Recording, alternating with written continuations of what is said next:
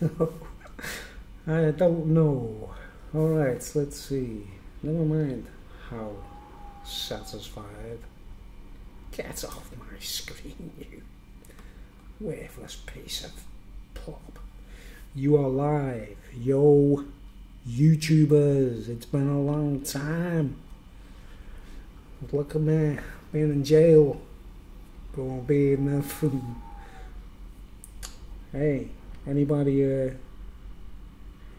no one watching at the moment. No one watching at the moment. This is a live test. How you doing? Hey, everybody.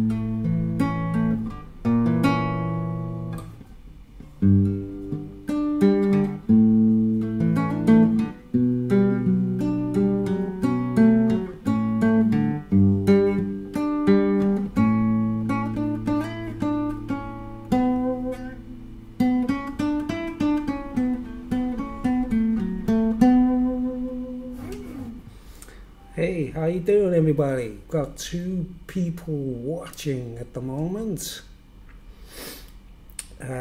I've left my hair down tonight, folks, because apparently, according to my brother, hope he's watching out there. My brother keeps telling me I'm going bald. I'll just take my headphones off. Anyway.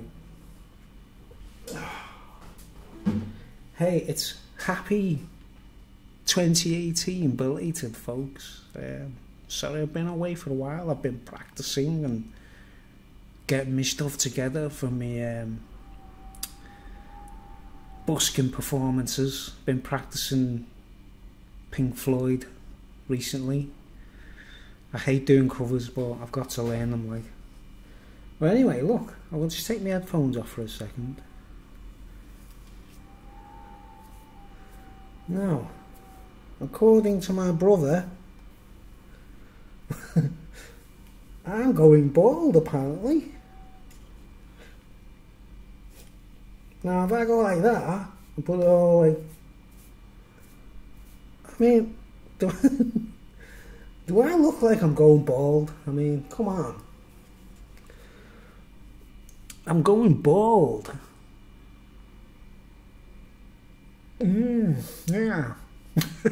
Whatever. Hey, ladies and gentlemen, there's still only 2 people watching.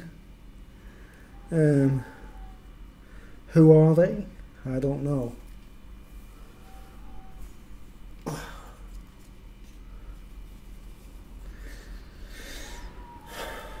Anybody want to, are you FBI agents?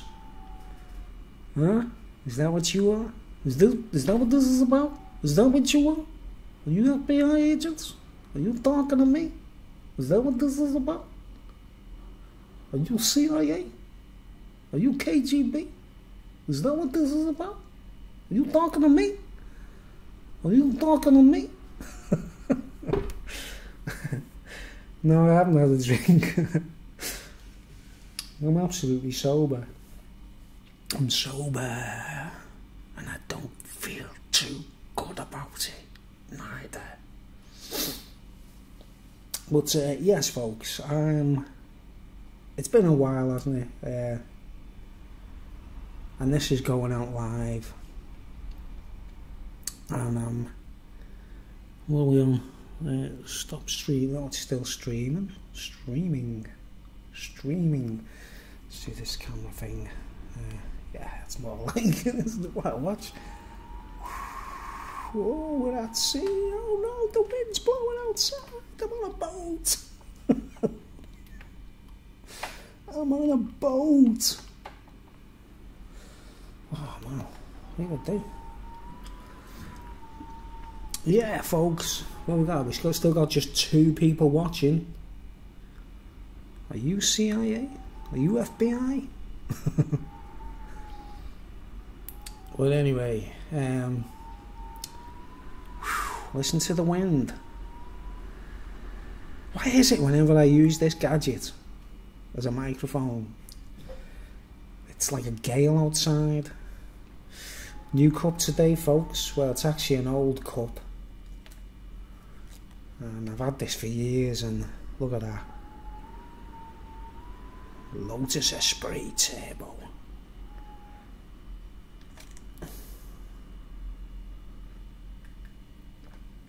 Green tea. Echinacea. Can't stress it enough, folks. If you've got a cold, I had a cold last night, right, guys? And you know when you get a cold in the winter, it usually lasts about a week, maybe 4 days at the least, right? Took some Echinacea tablets, which you can buy in the supermarkets. Echinacea, and the Echinacea tea bags, which you can buy. In fact, I'll go and get the box, and I'll show you, right?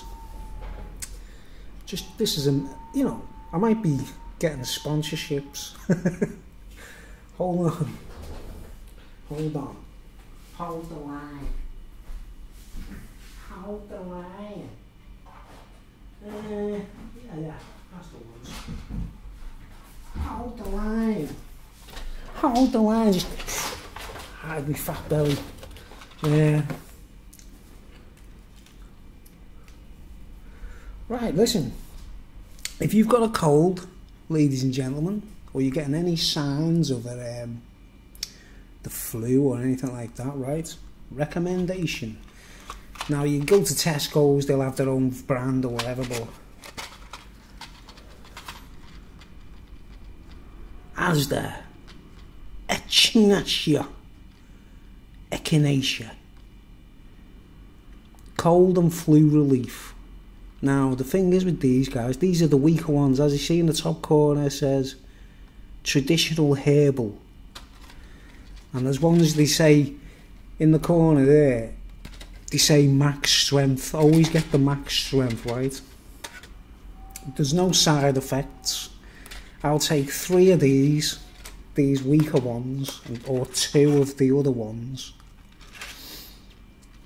as many times a day as possible. Trust me, I'll just hammer them. I'll eat them throughout the day. They've got no side effects. And then there's this.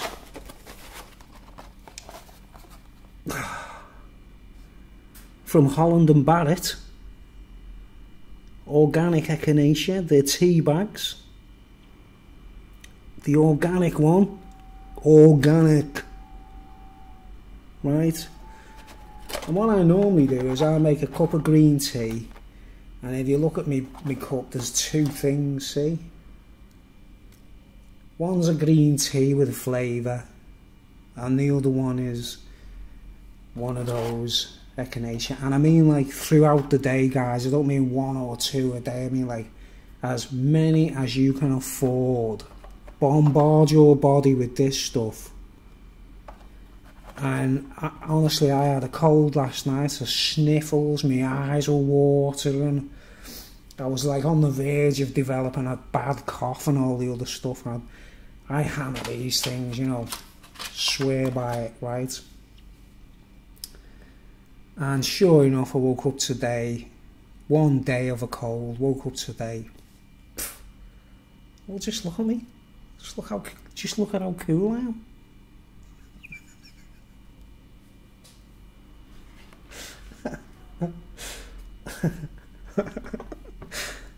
So, I'm telling you straight, it got rid of me cold. It got rid of it completely. Unbelievable.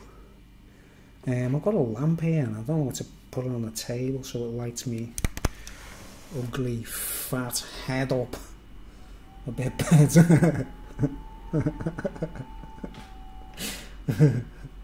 My old fat balding head. That's supposed to be. Oh, hang on.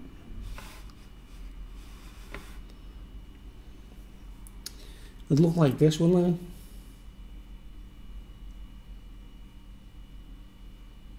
it? Oh, the horseshoe. I've got a horseshoe, man, look.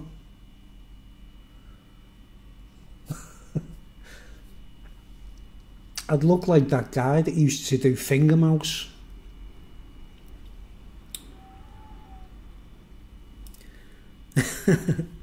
Alright, what was we talking about anyway? Yeah, echinacea tea, guys, for anyone who's got a cold, any signs of a cold. You've got to nip it in the bud though, folks. First sign of a cold, a little bit of choking, you know, sore throats, anything like that. Boom! They're like hitmen, them flowers. They're like hitmen. They destroy infections. And apparently, if there are any prostitutes watching, any prostitutes out there, they're good for vaginal infection, STDs, if you got a sore knob, anything like that. Echinacea, it's the ultimate. It's not that I'd know, obviously I got it for a cold. I actually, you know why I started taking these, folks? And the best place is online on eBay. You can buy it pure in big bags, cheaper, like, but you know, it's a bit of a fuss, isn't it, like? But I had an abscess actually in my tooth, you know. I had this big mad abscess and I went to the doctors and they wouldn't give me any antibiotics. So I checked out online what the best antibiotic is that's natural. Bruce uses echinacea, cold and flu relief, to get rid of an abscess. And I'm telling you straight, guys, I've got loads of cavities and bad teeth, yeah, right. And oh, Philip Hall just figured that out, how to comment. You've got more hair than me anyway. Hey Phil, I've shaved my head from time to time, and I actually prefer being bald, to be honest. That's what's a weird thing. It's just that I carry on growing my hair because John keeps saying I'm going bald, which ain't a bad thing in my book. It doesn't matter to me, mate. I've got a great point to say. You know, anyone who's got long hair, right, and you might have had a skin end at some point in your life, right? There's one thing that's amazing when you shave your head is when you go in the shower and the droplets of water just fall on your head straight from the shower head, and it's like an Indian massage. It's amazing. But you don't get it when you've got hair. It's just all the water, like, you know, like the feathers on a duck or whatever. This is designed for when we go out in the rain. Well, you know, we're like living in rough, you know, it's to keep the rain from soaking into our skin. But we've got like parkas and coats and hats and everything.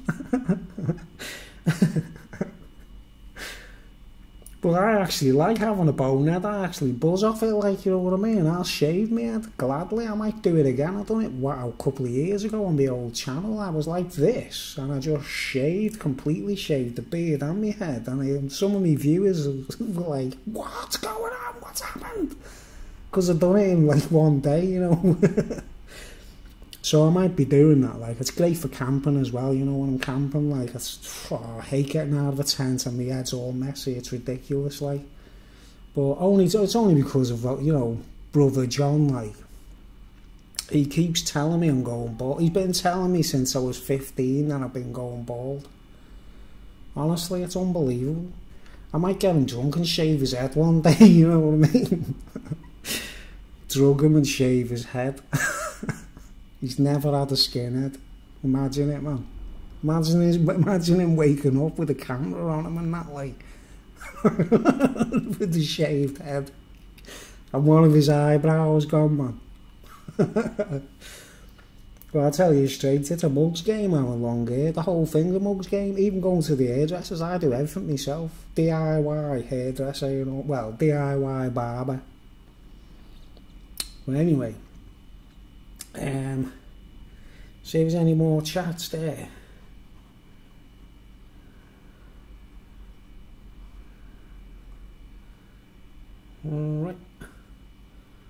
Okay. Yeah, so we've got 2 people watching. And I thought today, guys, it's been a while since I've done a little integral speech.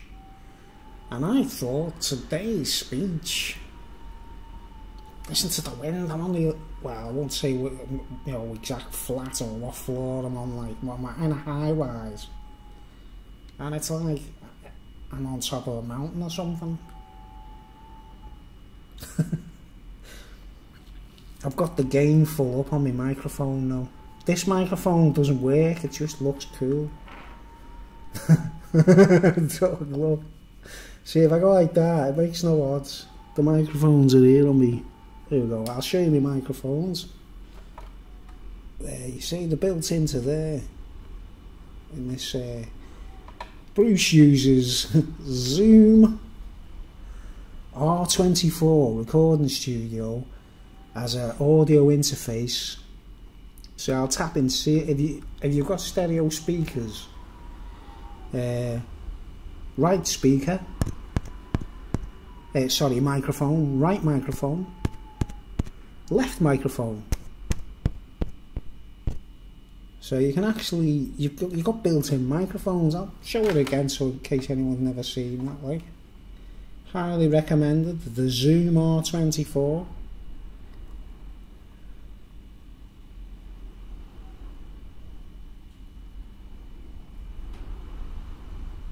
And it's got built-in microphones, and I use it as an audio interface on my Steinberg.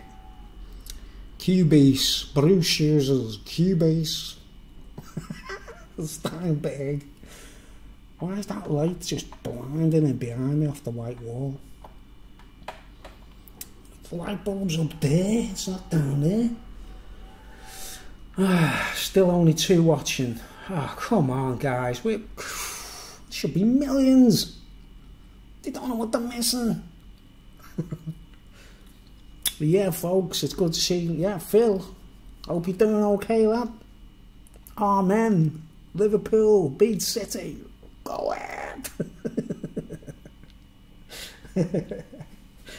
Anyway, I thought today's intellectual speech, if I can get into it, like, I don't know why, I thought I was just sort of doing a streaming test really, and I thought I might as well say something, like, it's a bit too late to sing and that, like.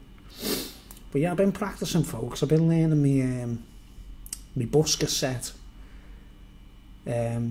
stringing all the songs together and memorising the lyrics and all the guitar solos and all that business, and I'll probably be buying me busking machine soon, you know, those like amplifier, the PA systems on wheels that they've got a built-in MP3 player and stuff.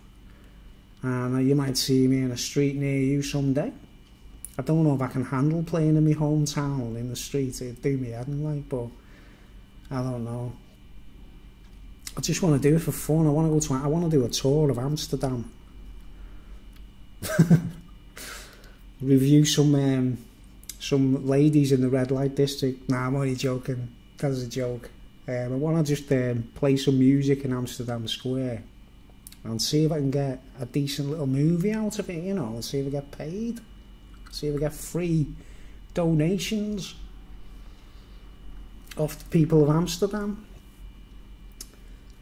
But yeah, oh, all good, yeah, is right. Just read the message. My screen with the messages on is to the left, and me monitoring of myself kind of thing with me Kamsky is dead ahead. So it's mad, but all good, yeah. They can't keep us down. We're too mad. We're too mad for it. So anyway, I was going to do a little speech. Obviously this gets recorded and it'll stay on YouTube for a while. I've waffled for already 20 minutes. It's unbelievable, this live stream. It's off its head. And anyway, I thought I'd do a speech, right? I've noticed a lot of videos on YouTube, right, lately, regarding universal credits. Universal universal credit is destroying people's lives. Well, that's what it sounds like, doesn't it? Where the way people are like, you know, and don't get me wrong, it's ridiculous. The governments are making ridiculous decisions, but it's Her Majesty's government, folks. I wish people would get that into their heads. Doesn't matter whether you vote Labour, Tory, Green Party. Last time I voted, it was Green Party. I've had enough of everyone, you know what I mean? So fuck, give the Green Party a chance. And well, I just thought I'd explain to people why I don't talk about politics much, and why I don't really go on about things like the universal credit rollout and things like that, because I was a guinea pig. I was one of the first people on universal credit, and I wasn't even expecting it, right, folks. What happened was, I got a job a couple of years back, just for 4 days. I've been on job seekers allowance for ages, right? And I managed to get myself a first job in years, because I've been sick and been on, you know, had long-term illness problems and that, like breakdown and stuff like that. Don't want to bore people. And well, I managed to get my first job after being on the sick for like 12, 13 years, which was just 4 days in Camel Airs as a cleaner, cleaning the interior of what was going to be the living quarters that was going to be put into a nuclear submarine. It's probably floating around now in a submarine, the bit I was cleaning and that, like. But anyway, I just did 4 days in there as a cleaner, agency work.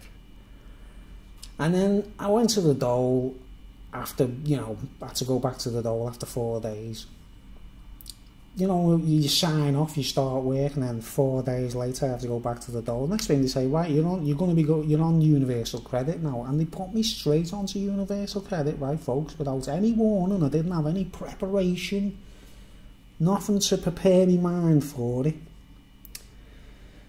And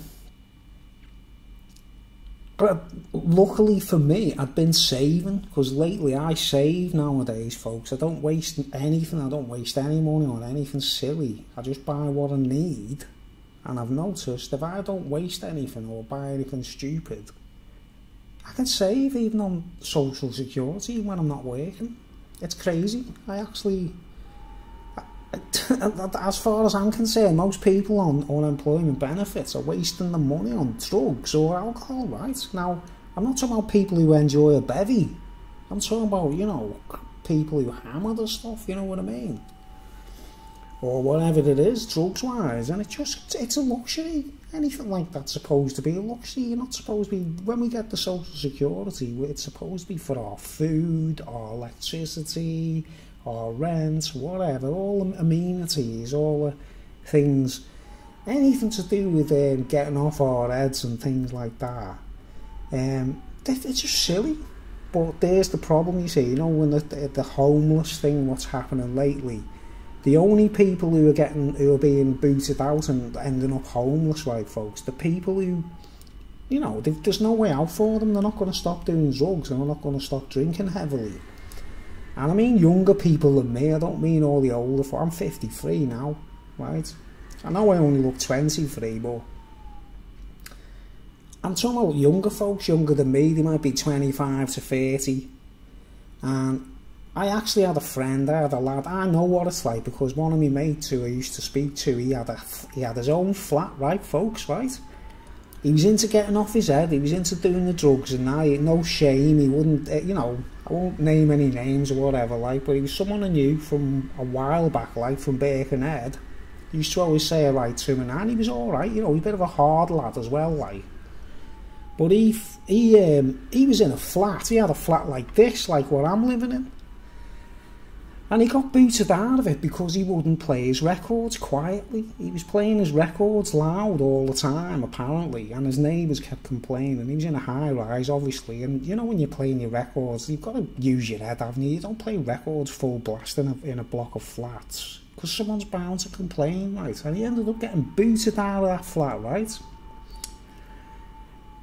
Then I bumped into him in the street a while later, and he had another flat somewhere else with a private landlord, right? And guess what?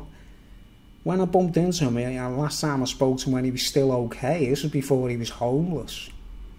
He's like, oh, I've got another flat there, like, you know, but like, my neighbour upstairs or downstairs keeps kicking off on me, like, and I'm going to do him in, you know what I mean? And I'm like, well, you're probably playing your records too loud again. And because he's a bit of a hard lad and he was into his drugs, you know, we ended up getting booted out of that flat as well, do you get me? Like, next thing you know, you sort of hit rock bottom because of it. You think no one wants to help you and all that, like, but it's your own bloody fault. Some people, it's not their fault. They get kicked out by the girlfriends and stuff like that, right? I'm talking about when you've got your own pad and that, like, and, you know, it's actually a sound place. And he ended up getting booted out of that place. And then next thing you know, I'm seeing him in the street giving him a tenner every now and then, you know what I mean? Or a few quid every now and then because he was begging and he's drinking the old Frosty Jack, you know what I mean? It's, once you're on Frosty Jack, there's no way back. Well, chronically, like, if you're drinking it chronic. So he ended up on the street begging, and then I seen him just deteriorating on the street, and he'd come up to me and be like, oh man, I've got like this and that. I'd sort him some money and that, like, but it's not going to help them permanently, is it, folks? You know what I mean? We've got to look after our own lives. Well, we can't go, because you get a guilt trip walking past the homeless folks. I always do. I feel terrible, but like, if I can, I'll throw something their way, you know what I mean? But the chances are, right, they're on the streets because either they refuse to stop doing drugs and get their head out their asses and realise what they're doing wrong, or they kicked off on the neighbours or playing the music loud and the neighbours have complained and they got kicked out, right? So it's not because, this is before universal credit, folks. The homeless folks in where I live, in town in Birkenhead, you usually see, most of them, it's before the universal credit rollout, basically. From what I can gather, it's a lack of education or understanding or being socialising with people properly, you know what I mean? You're causing trouble where you live. And you know what it's like these days, everyone's got a mobile phone, got cameras on, they can be recording everything you do, everything you say, you're playing music loud and all that business. Everyone's turning detective these days now, you know what I mean? It's like...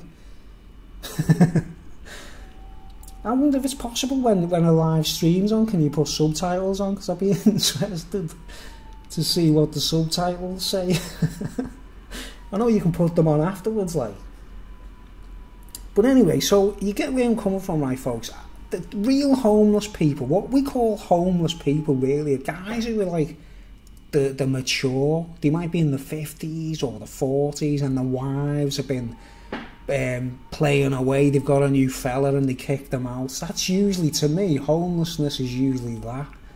And they get depressed because the wife sacked them and they hit the bottle usually, and then they're begging in the streets, you know what I mean? Because they've been kicked out by it. It's usually the wives, like cuckoos take over the nest, isn't it? You know what I mean? Some other fella comes along, starts seeing his, you know, the missus, like, and then I've had it done to me, you know what I mean? I've been booted out where I lived in a family circumstance once before, and I'm telling you, it's not very pleasant, it's horrible. But I didn't hit the bottle and go bonkers, I just carried on the way I was, like, you know what I mean? I didn't give a shit, basically. Don't tell her that, no. I didn't really care. But I've been there, man, where you're booted out and you haven't done nothing wrong, but I did have my Mars to go back to in the meantime, you know, until you get your own place and that, like. But these most of the homeless people I've seen, right, I'm not being funny or nothing, like, I feel sorry for them. They should have a separate social security system specifically for people with either drugs problems or they're antisocial, you know what I mean? I mean, just put two and two together. Drugs, antisocial behaviour. It usually goes hand in hand, doesn't it, folks? You know what I mean? And you know, a lot of the people are homeless because it's their own fault. You've got to understand that. Anyone who's homeless and it's not their fault, I'm telling you, it's a minority, that, folks. Anyone who, it's not their fault, and something, circumstances pushed them into the desperation or whatever. But the universal credit thing, right? All I was doing differently, I wasn't minted, I wasn't rich, I wasn't like loaded, or I don't get like I haven't got a secret bank account, or I'm not like a Viscount or a Lord or a peer or anything like that. I'm on the bones of, basically, but as I'm getting older, I'm very penny wise. I think what happened to me was, I'll tell you when I started getting penny, because I used to just get my social security or wages, whatever I was being paid, and it'd usually gone within 2 or 3 days, and I'd be either off my head or drunk. And it's gone, you know, that's the norm. But when you start thinking proper thinking, like, you can, you know, I've become like my diet's mainly vegetarian. I hardly eat meat. Every now and then, I'm not like vegan, or, you know, it's not like that. It's more like, I feel better when I eat a vegetarian diet. I actually feel better, you know what I mean, with less meat. And when I go to the toilet and everything's easier, and, you know, it's not this like when you don't eat meat. I'm telling you, try anyone if you haven't, like even chicken, if I'm eating chicken or whatever, like, or like, you know, I don't know, Bernard Matthews Golden Summers or something like that in my diet. The next day, say I had to have a dump, usually you're sitting there for like, instead of like 20 minutes, you're there for like 2 hours, like, and it's the food, man. Vegetarian food. I've discovered sprouts, carrots and broccoli and all kinds of things. I've been eating like steamed vegetables, and wow, I feel better. I actually feel younger. And when I go to the toilet, man, it's amazing. Just simply incredible. Right, so that's another thing I've noticed. I don't buy fast food anymore. I don't buy burgers and chips and things like that. Occasionally I'll order a pizza or whatever, like if it just can't be bothered cooking and that. But I'm heavily into cooking my own food. Certain foods and that, like, I mean, I've set my targets. I'm still fat now. Still overweight, but I've set my target to lose a lot of weight this year. Like, I've proved points, because my brother John says I'm going bald, and I'm like grossly obese. I mean, come on, I look quite cool, like, you know what I mean? I look like any bouncer outside a nightclub, I reckon, like. Sort of hippie kind of bouncer, like. But I've noticed since I've stopped spending money on, like, well, I used to buy weed, or like, oh man, I do occasionally if I'm, you know, in the wrong company or whatever, but these days, hardly ever do anything like that. Usually me drinking, from time to time I go for a pint. I went to watch Liverpool in the pub the other day, Beat City. I had a few jars there, you know, because I haven't got Sky on my telly or anything like that. I don't want it, obviously. So I had a few bevies there, for example. That's the kind of, I went out for New Year. I did record it, actually, guys. I went to a pub, my local pub, New Year's Eve. Drank Czechoslovakian beer called Kruzovic. K-R-U-S-O-V-I-C. Kruzovic, or Kruzovic. This lager from Czechoslovakia, right, guys, and it's like 5%. And when you drink it in a pub, it's like, it tastes like weak beer, like Carling in the can, or Castlemaine 4X, or Foster's, you know what I mean? No, where it's like, it's sort of like lemonade almost, right? But this Czechoslovakian beer, it's unpasteurised, and you taste, it tastes mild, but like when you had like your third pint or whatever, you're just zombified. You're like, and you can't socialise, right? It got to midnight, New Year's Eve, and I was out in a biker's pub, chilled out, ready to say to people, Happy New Year, woo! I sat there paralysed. after me third pint of beer. Completely paralysed. Oh, I'll tell you why I was probably paralysed. I'll just go and get this bottle.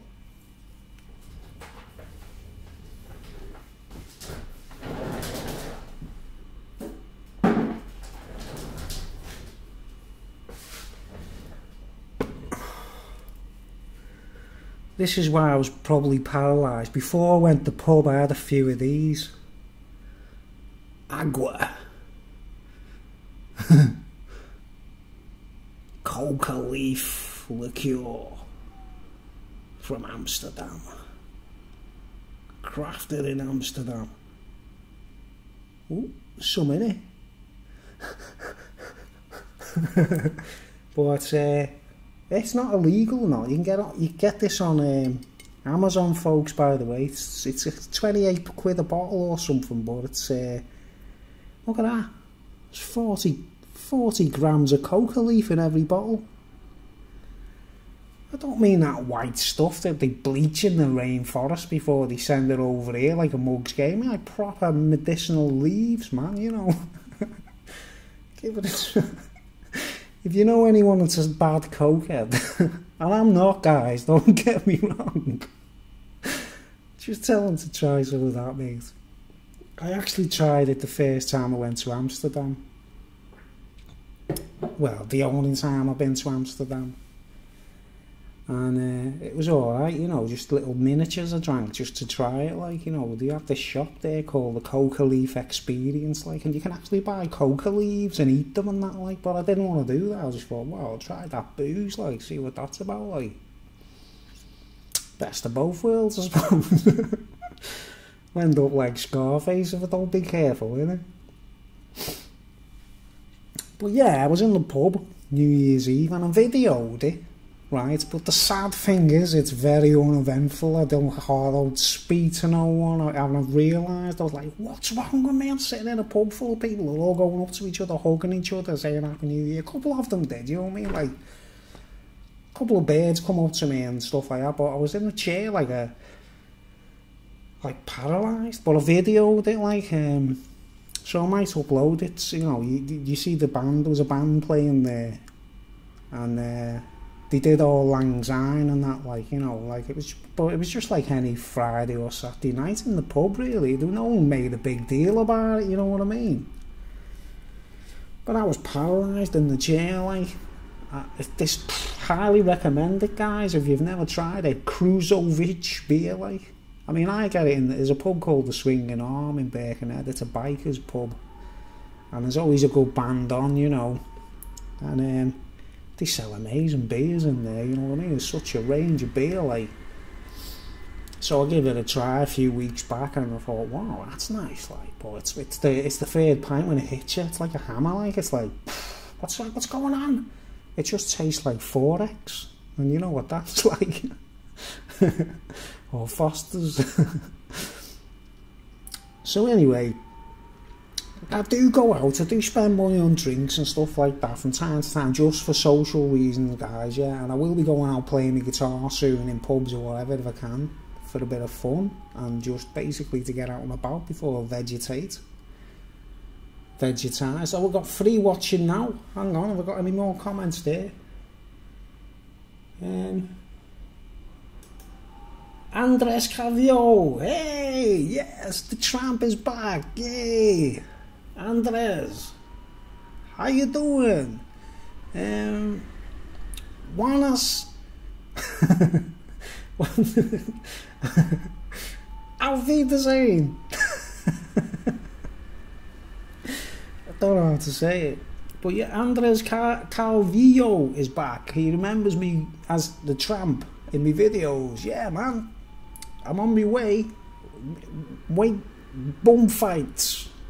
Remember them programs called bum fights? It was like they got tramps to batter each other for a couple of bottles of beer or something, like. But like that's my future, that, man. Bum fights and busking. That's a good name for an album, isn't it? Busking and bum fights. That's my future. I can't wait. It's great, man. It'd be great being a tramp. You can just like poo your pants.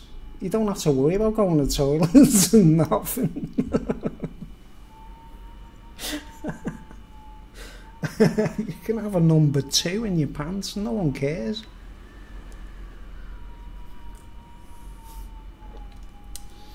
Yeah, anyway, back to me subject matter, the universal credit rollout, right, guys? Do you know what? People don't realise how blessed we are in this country. We could be a lot worse off than we are. Let's put it that way, folks.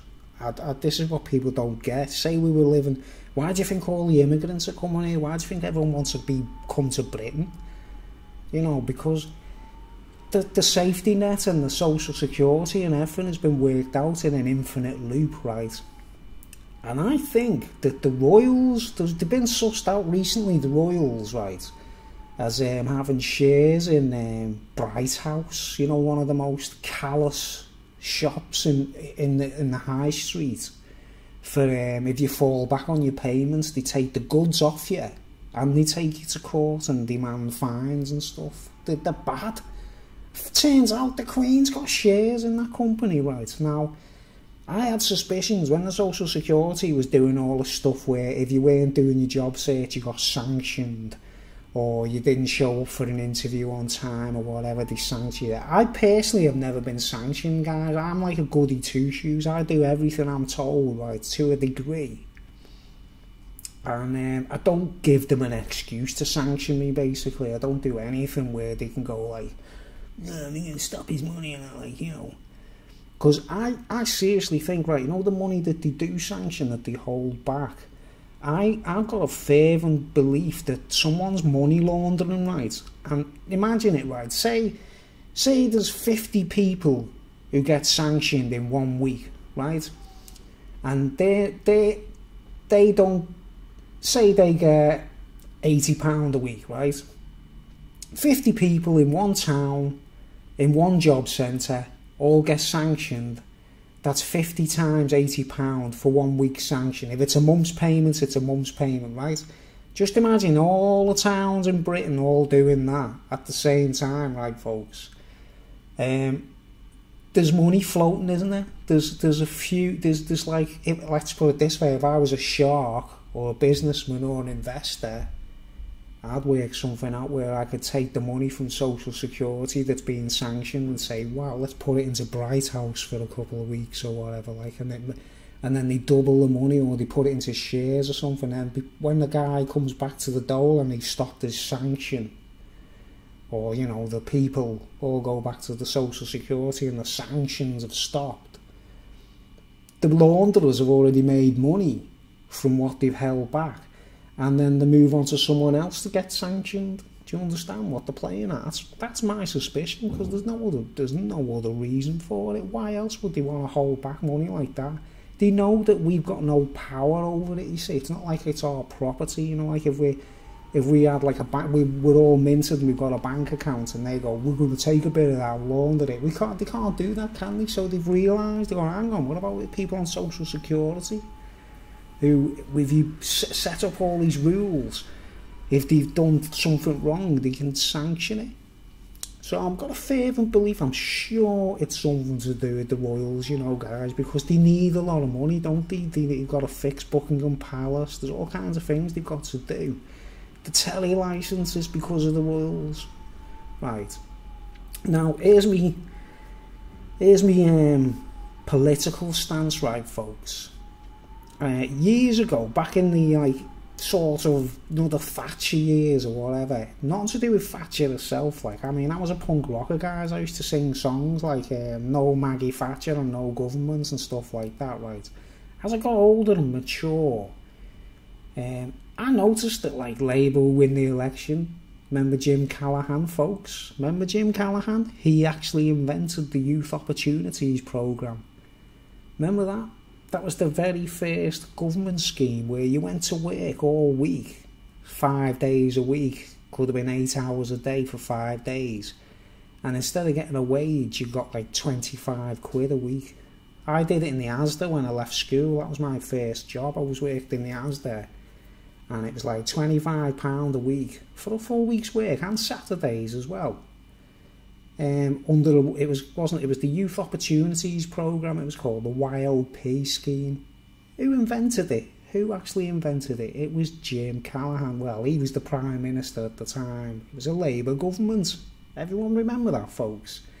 Labour invent things where they don't have to pay the full wage. I don't care what anyone says, I've sussed them out. Don't anyone, batter me for that, like. Right. And I'm not like posh or anything like that. But I used to think, in my own belief, because Tories are usually hooray Henrys, and the mums and dads might have been lords or ladies or, like Heseltine and people like that, where they're quite posh, aren't they, right? Well, those guys, right, folks, when they come into government and they're suddenly holding the purse strings for the country, money's not a novelty to them. Do you understand what I'm saying? They might not be perfect politicians. They might not do everything right. They might be, I don't know, closing factories down. All the mistakes that all politicians make, right, guys? Don't care who they are, like. But because they're so used to a wealthy or well-to-do background, seeing a load of cash or a big bank account full of money that they can access is not a novelty. Do you understand what I'm saying? It's not a big deal to them, right? But, the average Joe, like the coal miner, he got into politics and he's working for Labour or whatever, like, soon as they've got the purse strings, it's like, I would myself, if I was a politician, I was young and brash, right? And I suddenly had like millions of pounds in front of me kind of thing, figuratively speaking, you'd start thinking like, oh man, I wonder if anyone notices if I buy a car or whatever, or I do something, go on holiday, or, and it's happened, hasn't it? Loads of politicians have been sussed out being expenses and things like that, right? There's not usually Tory MPs in amongst that crew, is there? Because what would money be to them? What would it'd be like already the novelty's worn off, isn't it? Do you understand? Whereas your average Labour guy who's like, I worked in a coal mine and that, like, obviously, man, they see a stack of cash in front of them, it's like, right, and I'll prove my point right, folks. To prove it, like, does everybody remember Derek Hatton, who was a Labour MP in Liverpool, right? More militant, militant, where, it's not good enough just saying, like, it's not good enough just throwing an egg at the Tory MP who's going past. You've got to throw a hand grenade if the militants have got anything to do with it, you know what I mean? But Derek Hatton in Liverpool, right, don't get me wrong, he's not a bad dude, is he? Have you ever seen him being interviewed, right? He's actually a sound fella, like a sort of down-to-earth scouser, isn't he? You know what I mean? I don't know how many people who know what I'm talking about there, like, I can't say I dislike the guy. He's actually okay, isn't he? You know what I mean? He's not a bad fella whenever he's been on a TV celebrity programme or something, right? But, man, when he had that money in his hands in Liverpool and he was sitting behind a desk in Liverpool Town Hall and there was millions of pounds there at his disposal, what was he doing? Buying extra cars, going on holidays to flipping, I don't know where it was, Canary Islands or somewhere like that. He was spending loads of money on himself. He couldn't help himself. His hands were in the cookie jar, right? Now, at the time that was all going on, guys, in Liverpool, right, I used to rehearse in a band in Liverpool, right? And the guy who run the place where we used to practice, he was a Scouser, full-on Scouse dude, and he was staunch Labour through and through, and at the time they were all like, we'll get rid of Maggie Thatcher, we're going to get, like, what we want, you know what I mean?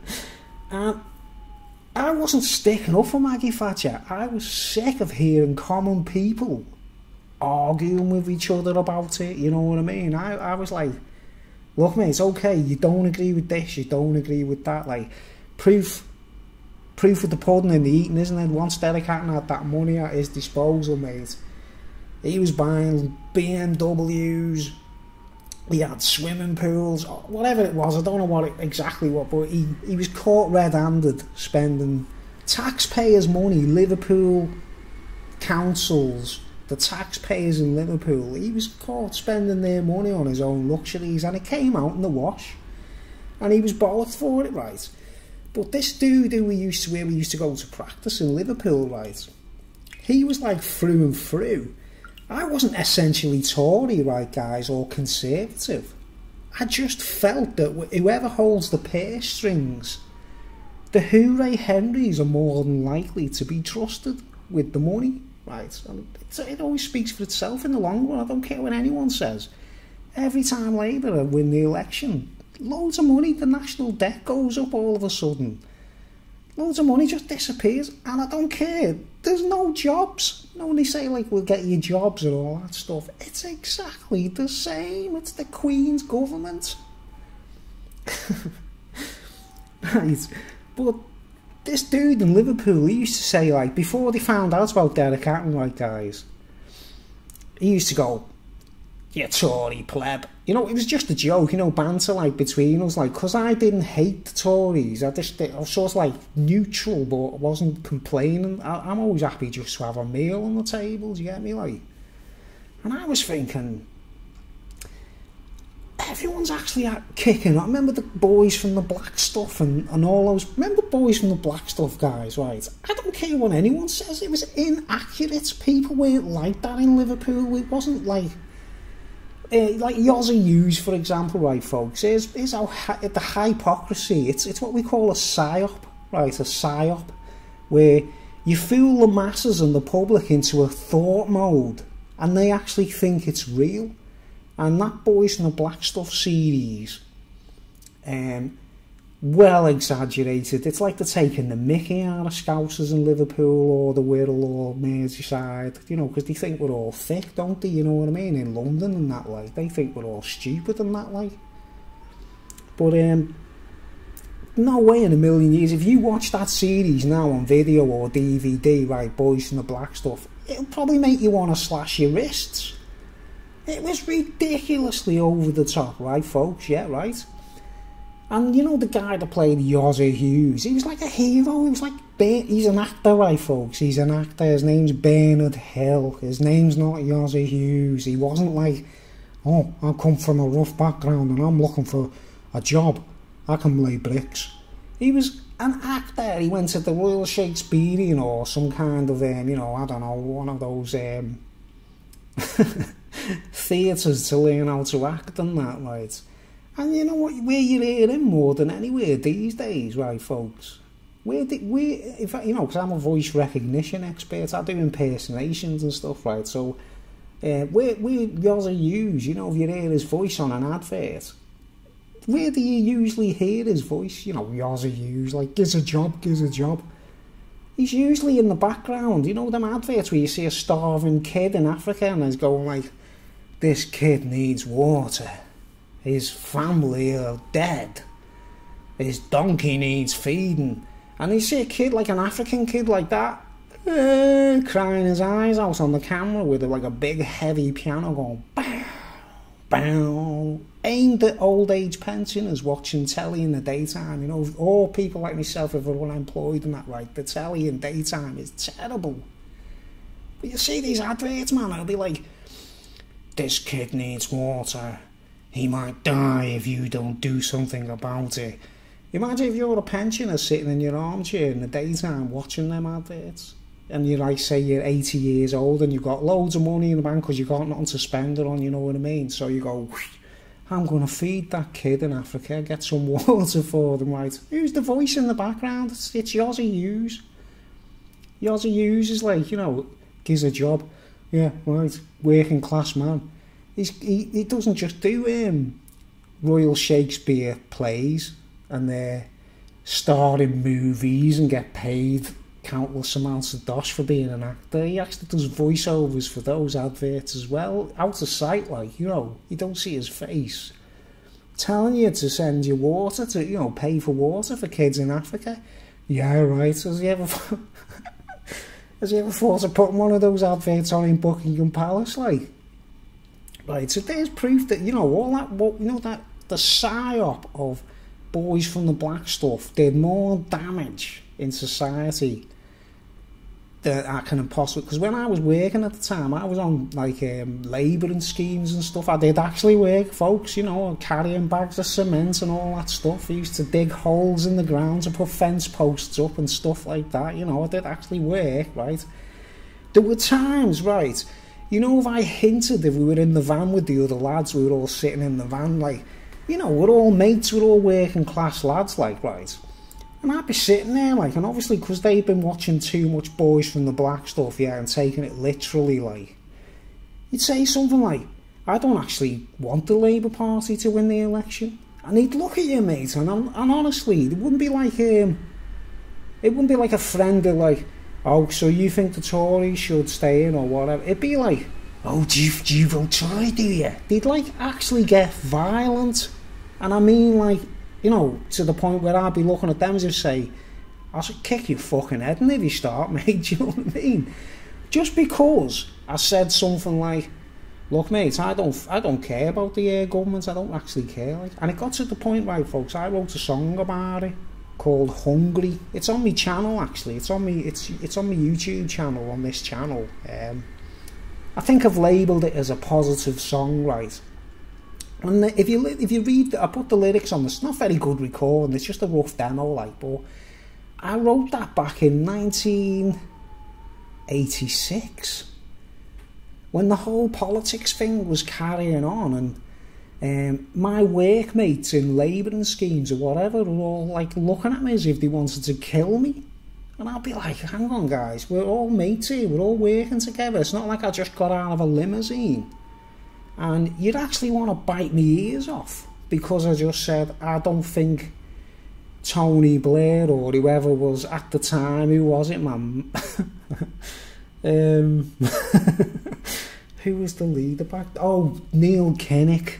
You know, because I'd say, I don't think Neil Kinnock's going to do anything good for the country, if you want me honest a bit. I wasn't saying I'm voting Tory and I want Tories, because I actually liked John Major. I thought he was a good Prime Minister, folks, to be honest, like, you know what I mean, if you want my honest opinion. Obviously Thatcher had problems and all the rest of it, like, but I don't want to get personal about it, like, but people go fucking apeshit when they get the wrong idea, you know.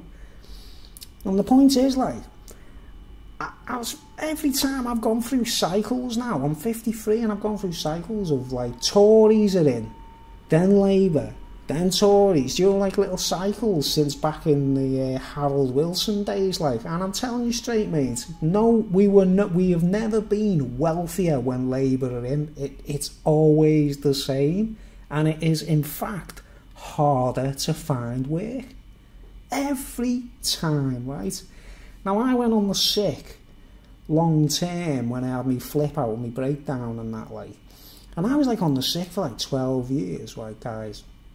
And it was only because of the doctor put it, he put it to me figuratively, like, he was like, look, Bruce, you've been on the, you know, incapacity benefit for almost a quarter of your life, I think was the way he said it to me. He said, don't you think it's time you want to, like, you know, try and get out there and get back into work and that? Like, I had a nervous break, he didn't understand that I had a nervous breakdown, and I was drinking quite heavily. I wasn't an alky or nothing, but I was just like, don't want to do anything, you know. But because of the way the doctor said it to me, like, you know, you've been on the sick for a quarter of your life at the time, like, right. And I thought to myself, yeah, you know what, mate? Alright, I'll go off the sick and I'll go. And you know what was weird in my head? Guess what I was thinking in my head?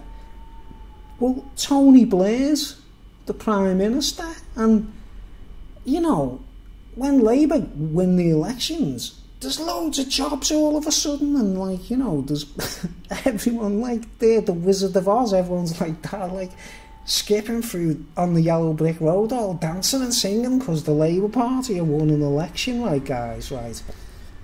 Weapons of mass destruction. Don't even go there, don't even mention the Gulf War and the knock-on effect of where it all led to austerity eventually, because all the money gets ploughed into missiles and weapons and military campaigns, yeah. You know, looking for weapons of mass destruction that weren't there, right? But anyway, think about this just from a worker's perspective, right? I'm on the sick and I'm going like, wow, Tony Blair's been in all this time. people were kicking off on me a few years before Tony Blair won the election, like saying, we want to get this like John Major out, like, and the Tory. They don't actually think of it as people, they just go, this Tory government is they invent things in their heads. I don't care what they say, they invent. I know the Tories aren't perfect, guys. I don't think any politics is perfect because it's the Queen's government, right?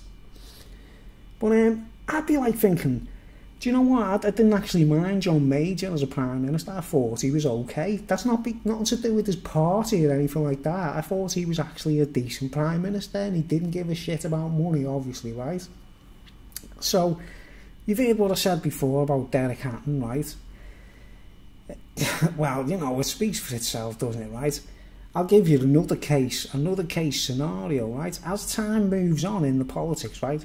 Tony Blair has to retire because he's made mistakes, doesn't he, right?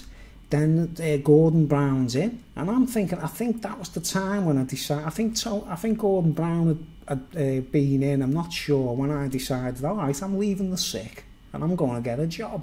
And I thought, because Labour had been in all this time, right? I'll just walk into the job centre and get a job. No, mate. The schemes, it started with an ECDL course where I was learning how to use computers again, you know, like a refresher thing. It's called the ECDL, the European Computer Driver's Licence, they call it, right?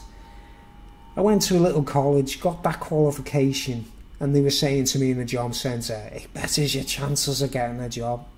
Didn't get a job, right? Done some other courses, didn't get any work. Honestly, I was struggling, right? I didn't get any work until I was doing these ridiculous. I'm sure all the people out there who, if they, you know, if anyone watches this, like, you know, in hindsight, that if they ever went on a TNG course, TNG it was called, right? It was invented by Labour, and they used to just give us our dole. And they'd like tell us, they were teaching us how to lay bricks or whatever it was, gardening, horticulture. It was the same thing as what Ian Callaghan did with the youth opportunity. You're not getting paid a full wage, or you're just getting your dole money, but you still got to get up every morning and go somewhere all week. You know what I mean? That's what Labour seems to do more than anyone, is invent these schemes, right? They're not full wages. I don't care what anyone says, I've seen it from within, right? And I went out, I was on these courses and stuff, and honestly, there was some of them were like the nursery, I'm not kidding you, where we sat at, like 40 something then. And I'd be sitting in a desk in a classroom with a teacher, you know, when women have got the school teacher like mentality, when like even when they've retired or they're not teachers anymore, if they're in a room full of adults, they're still doing it. They were treating us like kids. And like, look, man, I can understand this in a primary school or something, but we were doing quizzes. And if we won the quiz, you know what they give us? A packet of jelly babies. I'm not kidding you, right? I'm not kidding you. 40-something years old, right? And I'm sitting in a room with loads of other people who were all, whenever they had a chance to talk, we'd be like, this is ridiculous, man. I'm not getting any work or anything, or any interviews or nothing. And that was under Labour. So, right. Then, years before I was ill, just before I had my breakdown, right, here's another factor, right, where I was like, the guy who's harassing me, who said, you know, this was about the time I wrote that song, it's called Hungry, the song, and it wasn't, you know, the song's about, like, forgetting politics, forgetting this side or that side, just relishing life and being hungry to live, you know what I mean? Hungry to do whatever you want to do, you know what I mean? Hungry to just be a creative person or whatever it is you enjoy doing.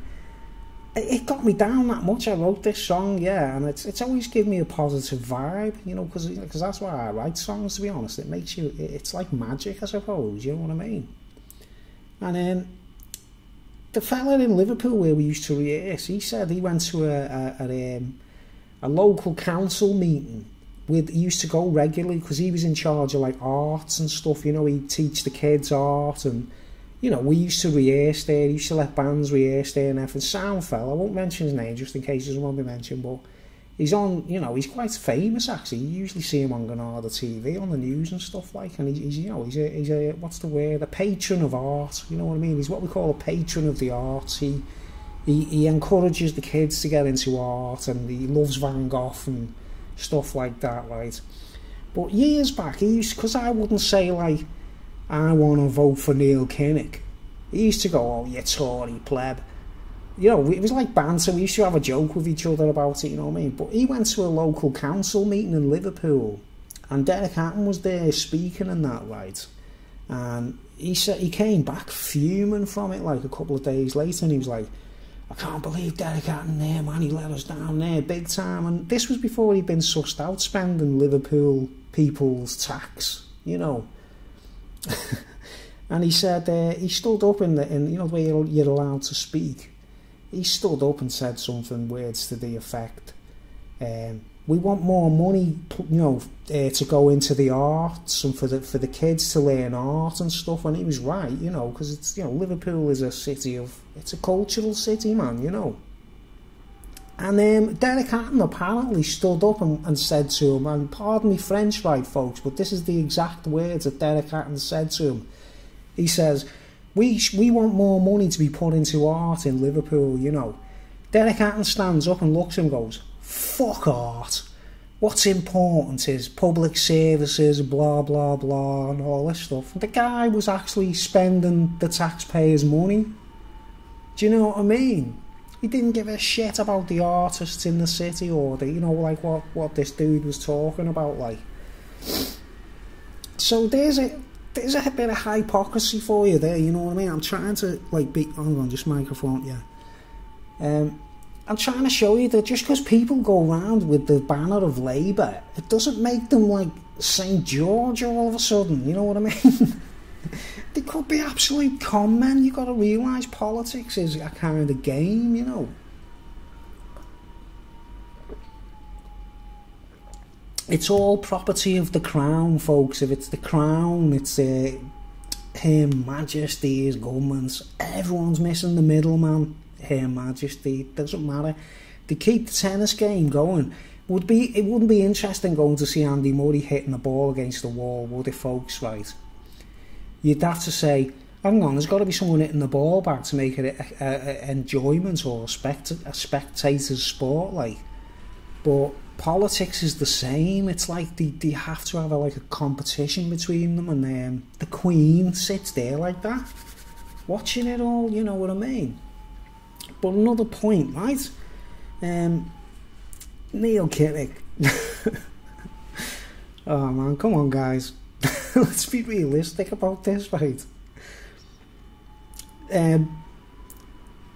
I start working in the college in Liverpool, right, folks? This is like, I've wrote me song called Hungry. I've made me statements about like, why are we biting each other's heads off? I'm sitting in a van with workmates and they want to kill me because I say I'm not voting for Neil Kinnock. Right? It does turn men against each other. It actually makes people attack each other eventually. Remember the miners' strikes and all that, like where they were calling each other scabs and things, like. It's not right, man, you know. But anyway, when I was in college, here's another example of where I've got a good judge of character, right? If I'm leading up to why I don't stick up for Jeremy Corbyn, right, folks, okay? But while I was in the college, when I used to do I was a typing instructor, you know. I can touch type and teach people how to type if I wanted to, yeah. Well, I was in this college and I was an instructor in the college.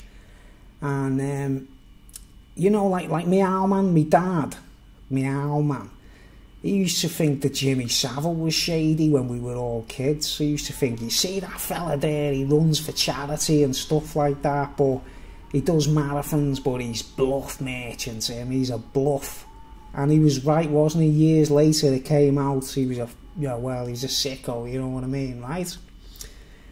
Similar thing I had with what's his face, oh bloody hell, what's his name? It's just escaped me for some reason. Oh, Robert Maxwell. Everyone remember Robert Maxwell, guys, right? Well, in the same way that my dad had this thing where my old man, had this thing that Jimmy Savile wasn't right, I always used to say to myself, that Robert Maxwell, there's something shady about him, right, folks?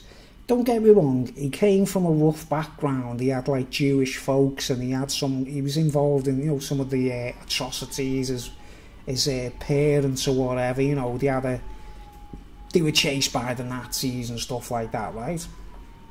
Gotta give them that, like, obviously, right? But the point is, when he came to Britain, he came as an immigrant or whatever, because it was to escape the Nazis, basically, as far as I know. I'm not sure the actual...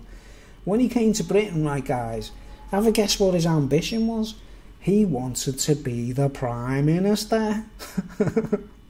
Right. And have a guess what party he was going to represent? Well, he owned the Daily Mirror. Right, and the Daily Mirror was the newspaper, you know, the way in England we have a newspaper that represents, like, the Independent, or the Guardian is for the Tories, and the Daily Star, and the Daily Mirror was for the Labourites or whatever, right? But he wanted to be the Prime Minister of England. His ambition was to become the Prime Minister of England, and he was working his way up the ladder as, you know, as a pillar of society, a businessman, and he eventually became a multi-millionaire, didn't he? He ended up, like, he was minted, you know. But he always had that, if he was a Labour representative, if I remember correctly, like, that's what he would have been if he'd have got into politics. He'd have been a Labour MP or a Labour Prime Minister, even if he had his own way, right? Now, when I was in that college, right, in Liverpool, it was back in 1991, right? All of a sudden, I used to always say, like, there's something shady about Robert Maxwell. I don't know what it is, but there's something dodgy about him, like, and no one had seen any proof of that, you know what I mean? But comes into work one day, and on the front page of the newspaper it says, Robert Maxwell, body floating in the water. Robert Maxwell is dead. Right? And I'm not kidding you, right, guys, right? I used to have a classroom in front of me of like 40 people, 30 to 40 people, or they all used to have headphones on, doing the courses, do you get me? Every one of them had their own tapes on, they all had their own channel on the headphones, and they were all like that, typing on you know, in this classroom that I used to be in front of, like. And I actually stopped the lesson. I actually stopped the entire typing lesson. It's everyone, you know, I basically disturbed all the typists. They were all like that, you know, concentrating on that, like. I went, everyone, stop typing. And they all took the headphones off, and they're all looking at me like that. You can imagine like 30 odd people looking at you, like, you know what I mean? And I held up the newspaper with the headline that said Robert Maxwell dead, right? Before anybody else sussed it out, right? I went, I just want everyone to know, I'm glad this bastard's dead. I know it sounds a bit harsh, like, right? But, like, the faces on the people all looking at me, they just this is soon. I had a breakdown soon after I left the place, do you know what I mean? Well, I walked out of the place, basically, you know what I mean? But all these people, men, women, people who just left school, teenagers, older, you know, the college was for mixed people, school leavers right up to 60 odd, you know what I mean? They could be any ages, like. And all these people all just looking up at me, like, you know, like, as if to say, oh my word, is he sick or what? Like, what a thing to say. Robert Maxwell has just died. And he's holding the news. I was actually holding the newspaper with the headlines. I went, I'm glad this bastard's dead. And then I went, okay, everyone carry on with your lesson, you know what I mean? And they all carried on typing, like, thinking, what's he talking about there? Poor fella's just died, like. What happens? I mean, one of the women who worked in the college, she was my supervisor. She heard me saying something, and she was like, "How can you say such a thing? He just died. Don't you think about his wife or anything like?" And I was like, "Look, you will actually find out for yourselves. So what I'm saying is right, okay." A couple of weeks later, Robert Maxwell was spending the pensioners' savings, just like Derek Hatton. Do you know what I mean? Just like Derek Hatton. And I was standing there, like, waiting for people to come to me and say, wow, Bruce, you were right about Robert Maxwell, weren't you? was like, look, man, I've got an. I actually know. I just know. I can look at a person like they got a halo or they haven't got a halo. Do you know what I mean? Or an aura or whatever. And I just go, I know if someone's bad. No one goes around advertising it unless they're Attila the Hun or Adolf Hitler or something, isn't it? You know what I mean? But this woman who was my supervisor, she's like, you can't say that. How can you be like that? I was like, you'll find out. Right, and I'll tell you straight, you'll see what I mean. And I was right, he was ripping off the old age pensioners. He was taking their money. Do you see what I'm saying about some of these guys or politicians, if they're not used to money or they might have had a poor background or a rough upbringing? As soon as they see £1 million in front of their eyes and it's someone else's savings or whatever, like, I don't know, they go bonkers in their heads, don't they? Hold on, just finish my tea off.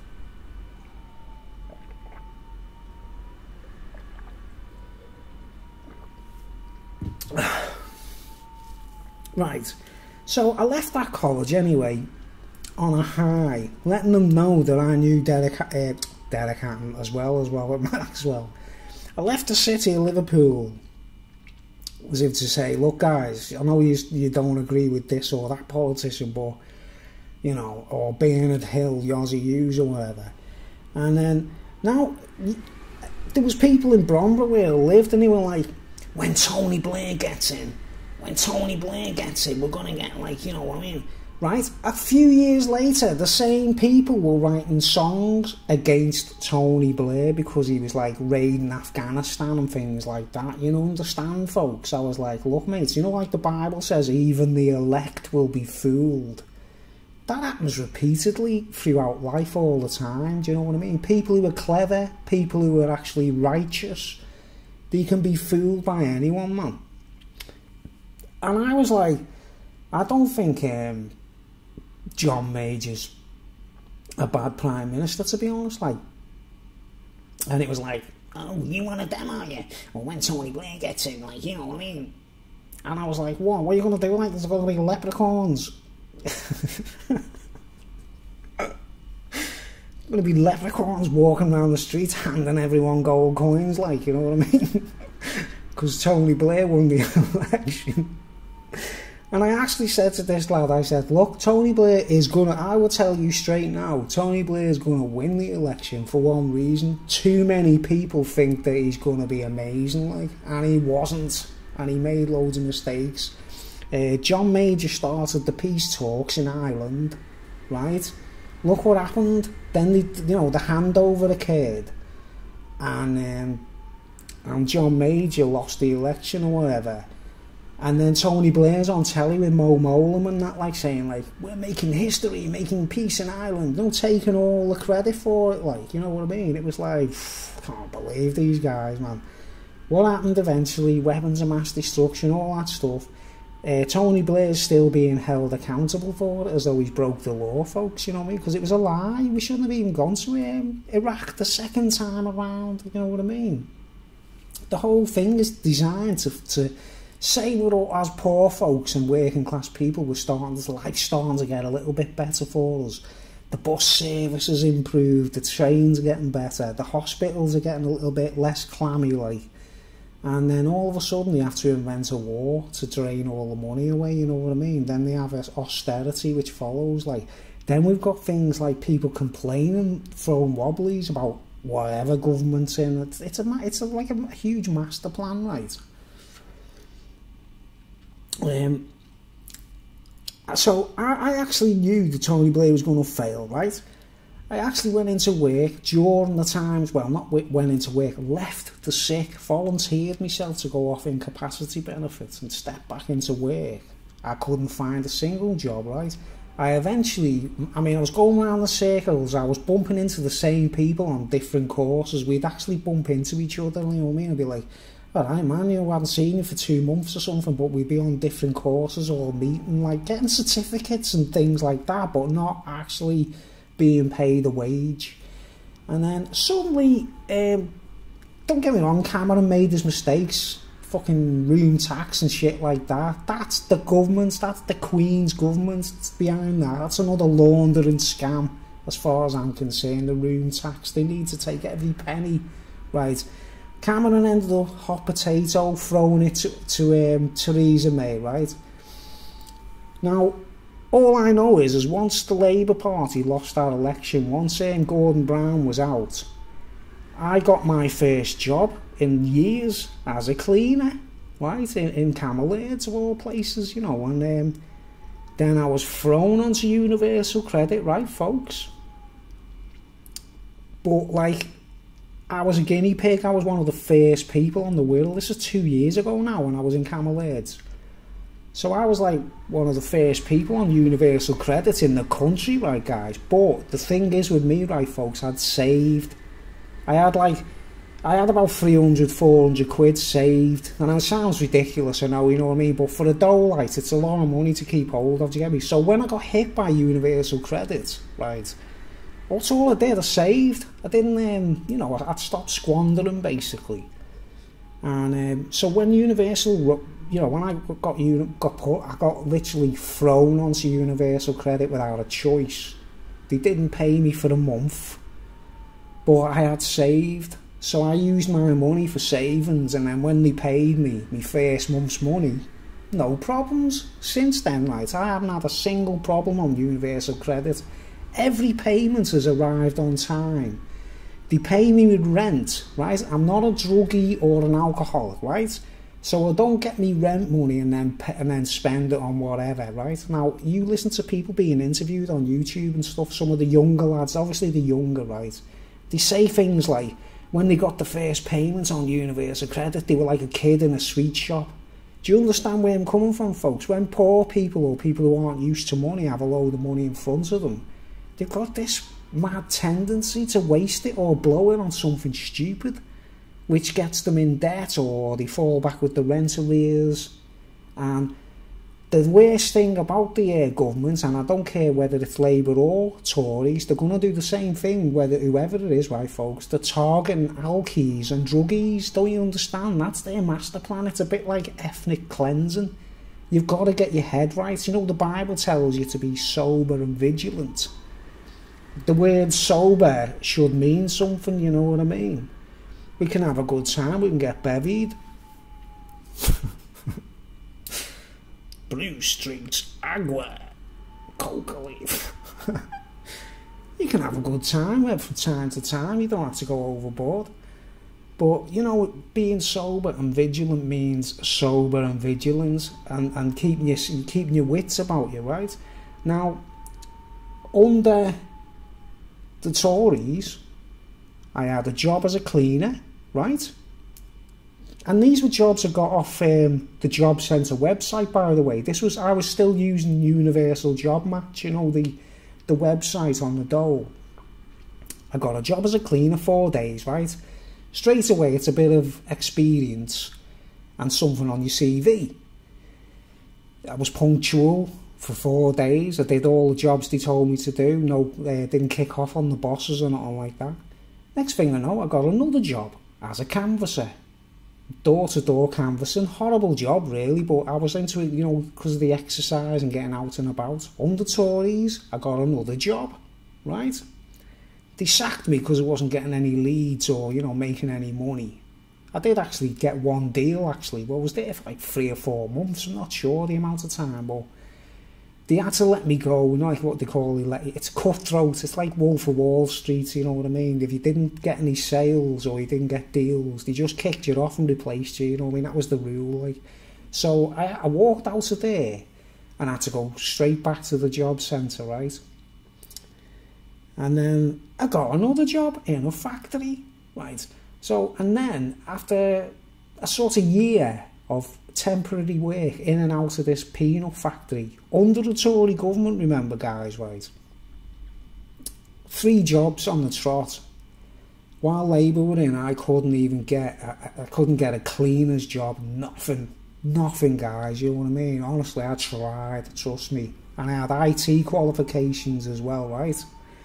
So, I don't care what they say. I've got this thing about, like, how one party does a spin to make people vote for them, you know. If you want my advice, vote Green Party or something different, you know, like even the Monster Raven Looney Party. That's what people need to do, is get the, you know. But I got another job anyway, right? And in the factory, I started cracking up, you know, because I've had what's it called, nervous breakdown. Not a mental breakdown, right, guys? That's why I'm so sane today and still okay. You know, I'm not like, that's a mental breakdown. A nervous breakdown is your nervous system just fries. It's like, and you just kind of like, you've got to get out of there or whatever, like, you know what I mean? But because of my history of having a nervous breakdown in the past, right, a certain boss in the factory was wrecking my head. You know what I mean? He was saying things that weren't actually true, you know, like I was avoiding certain jobs and that. Just load of bullshit, basically, you know. So I was starting to crack up there, you know what I mean? So I went back to my doctor and told him straight. I said, look, doctor, I'm going to crack up if I carry on working. I've tried, I've had 3 jobs for crying out loud, and I'm not happy. There's something wrong with me medication, and when people tell me what to do, I start cracking up with them or getting violent, you know what I mean? So he sent me on the sick. Another thing happened, right? Theresa May takes the hot potato off David Cameron, right?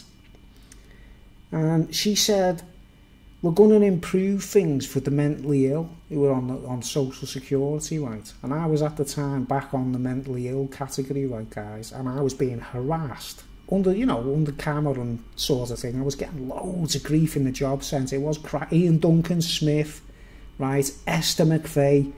They're the 2 politicians in the Tory party that I would put concrete wellies on them and drop them in the Mersey if I could, but it'd be murder, you know what I mean? I'd put concrete wellies on Esther McVeigh any day, right, guys? I don't know if you know about Esther McVeigh. She used to be a TV presenter, like, you know, but I think she was behind all this stuff where they were like, there's druggies and you know, alcoholics and that, like, they shouldn't be entitled. It's her and Ian Duncan Smith has caused all this, the friction, right? But Theresa May said when she got in, we'll have a look into all this, we'll have a review of the mental health thing and all that, like, right? And she did, because when I had my assessment, you know, when you have your assessment to stay on the sick, I passed it, and I couldn't believe it. I did tell the truth. I told, you know, the woman who spoke to me, I was like, I could kill someone in work if they'd done my head, and I wouldn't just punch them or attack them. I'd just pick a knife up and stab them, you know what I mean? Because I've had a breakdown, don't you understand? So I passed my assessment, right, folks? So there was another plus point where I thought, wow, they even gave me back pay what they owed me, because I was on ordinary, what's it called, universal credit, without the, you know, incapable for work kind of category. I got all my back pay, what they owe me. I haven't had a single payment late. Christmas, everything, all the payments, all spot on, no problems. Yeah, I'll show you the official, there's me. This is what I get a month, roughly. They take something out for me long, like, but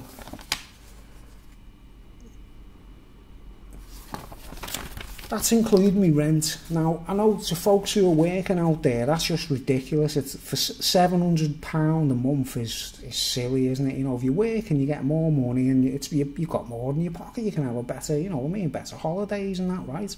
But for me, being a breakdown patient, and you know, I've been off my head, me, in the past, I'm just happy to be capable of getting on with things and just enjoying me veggies and stuff, man, and having the odd bevy and that, right? But I noticed that Theresa May did alter that, right? That the mental health thing, people were passing their assessments easier and stuff like that, started recovering like it should be. Ian Duncan Smith, concrete wellies. Esther McVeigh, concrete wellies. Labour or Tory, it doesn't matter what they are. When they're bad MPs and they make silly decisions, concrete wellies, folks, you know what I mean? Concrete Wellington boots for anyone who's they don't understand what I'm saying. Right, the mafia used to put the feet in concrete and throw them in the docks. That's what I would do. So anyway, I got me sick money as I should, right? But all these people now, it's catching up, isn't it? The universal credit is catching up on everyone, right?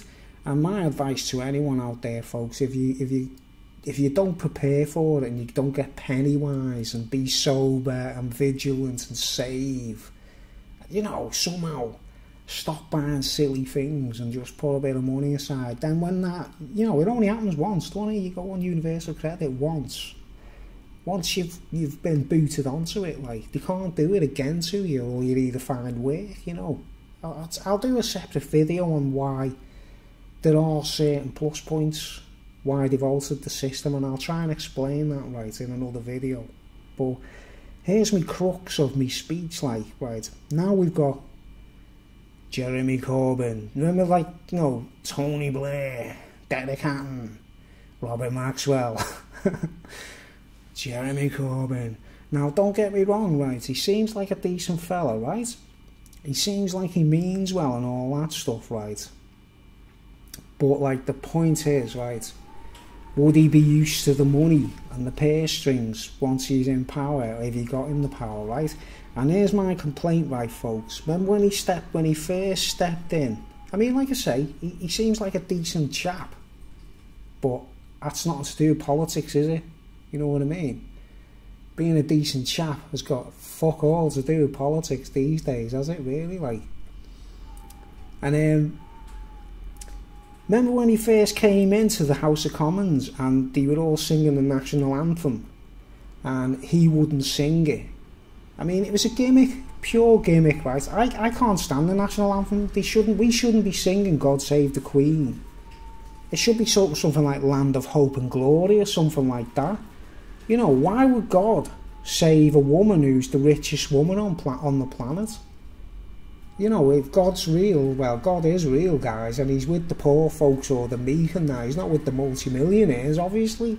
Why would God want to save a multi-millionaire woman who lives in a palace and has got, like, limousines and chauffeurs and butlers and that, like? Doesn't add up, does it? You know what I mean? But anyway,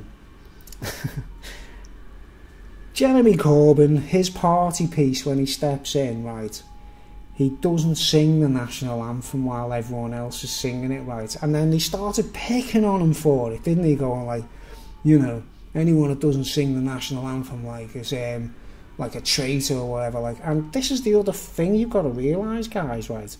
A politician could be a traitor. They could be, like, trying to turn, they could be Russians or agents or anyone if they're, like, a bit too, you know, radical thinking, like, right? But the point is, I actually thought, wow, this Jeremy Corbyn's okay. He's refusing to sing the national anthem, like, because you should have a choice. You shouldn't say God Save the Queen if you don't want to, you know what I mean? And he wouldn't sing the national anthem, and he got a load of stick, didn't he, right, guys? And he was, like, sort of, like, adamant about it, right? You know, like, well, and it looked like a party piece. It looked like, you know, because someone actually came up to me in the street once, one of my friends, you know, the same person that told me, I'm not kidding you, right, guys, how many years ago now, the pattern is repeating. Know me song, Hungry? Every day I hear the same old song, you know, because it's the same every time. The guy that was saying to me, when Tony Blair wins the election and that, like, everything's going to be better than that, like, and then he ended up writing songs against Tony Blair because of Afghanistan, right? He come up to me in the street, he could be watching now, actually, I won't, you know, mention any names, but he come up to me and goes like, Jeremy Corbyn's like Jesus, man. I'm like, come on, man, you know what I mean? I've heard that one, so... the new Jesus, yeah, right. He's a politician, you know what I mean? He went to school, college, university, done all his degrees or whatever in politics, just like all the other politicians. Every politician goes through university, don't they, guys, you know? When they got to pay for it as well, so they're not totally working class. Come on. But anyway, that was the opinion. It's the new Tony Blair, you know what I mean? Jeremy Corbyn's going to be like the new Jesus. And I was like, oh my word, I can't believe you're still saying these things, guys, you know what I mean? My song, Hungry, literally goes round in a loop. And what happened?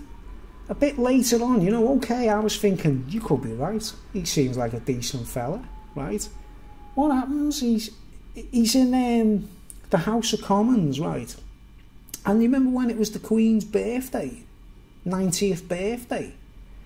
If he was as true as he says he is, when he wouldn't sing God Save the Queen and all that. Like, don't get me wrong, the government has to answer to the royals, don't they, no matter who they are. It's their government, it's Her Majesty's government, so they've got to... if they say they don't like the Queen, they're pretending. I don't care what anyone says, they're lying, they're actually pretending to make, like, Boys from the Black stuff or whatever. It's a psyop, it's to try and make you think they're the new saviour, you know what I mean?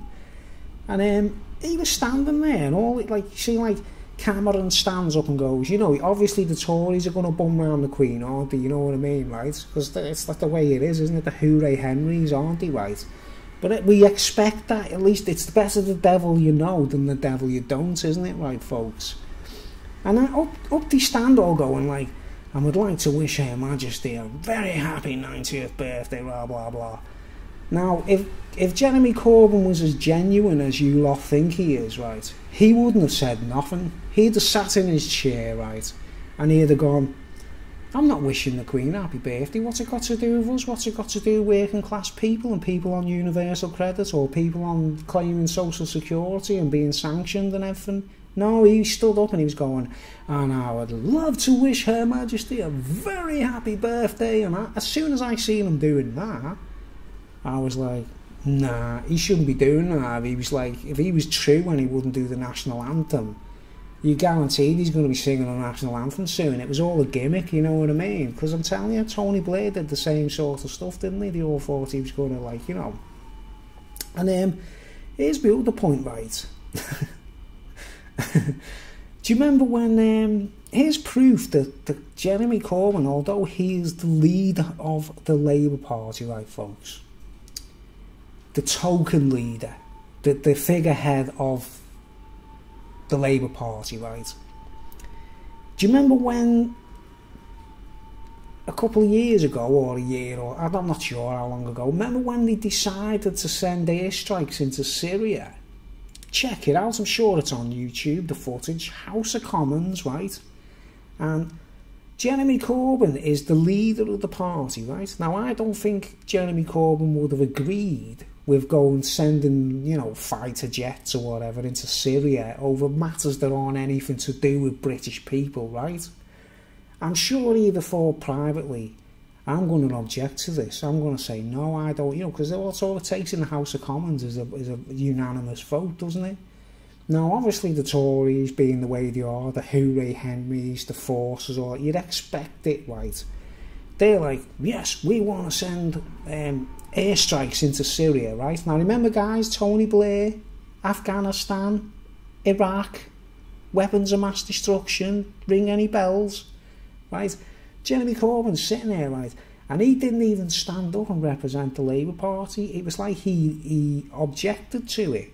He was going to say, I don't want airstrikes, I'm going to argue about it, like, but another politician, I don't know his name, the guy he was standing next to him, a guy with glasses on, with spectacles on, and he stood up and he was like representing the Labour Party, going, yes, we fully, wholeheartedly back airstrikes in Syria, and they couldn't wait to send in all these planes to drop bombs on hospitals or whatever it is they do. I don't know, you know what I mean? For oil, it's all for oil, isn't it? And the Malvinas, the Falkland Islands, why did he hang on to that island, folks? Why did the Navy and everything all go to war in the Falklands? Because there's like the equivalent of the North Sea, you know, oil wells under the water. They're hanging on to the oil well near the Falkland Islands, you know, because it's in the sea, it's not actually on the land. Same old blues, Syria, just to get the oil fields or have some kind of foot in the door in the oil, right?